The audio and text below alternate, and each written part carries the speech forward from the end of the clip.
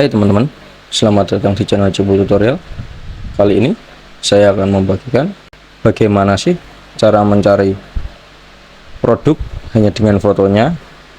Yuk kita simak videonya. Pertama-tama teman-teman buka yang namanya Chrome dulu ya. Ini Google Chrome. Lalu teman-teman ketikkan dengan google.com.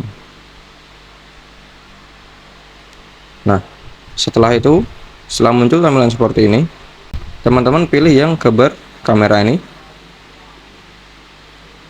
Kita klik gambar kamera, kita tunggu sebentar.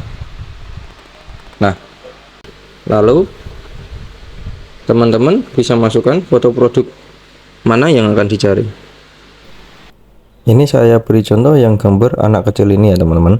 Kita klik, lalu kita slide ke bagian kanan ke yang belanja. Nah, di sini sudah tertera produknya ya teman-teman. Ini produk yang di topi anak kecil ini sudah tertera. Teman-teman bisa langsung klik sini. Nah, ada macam-macam gambar topinya.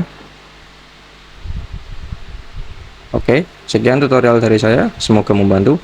Jangan lupa tekan tombol like, share, dan subscribe.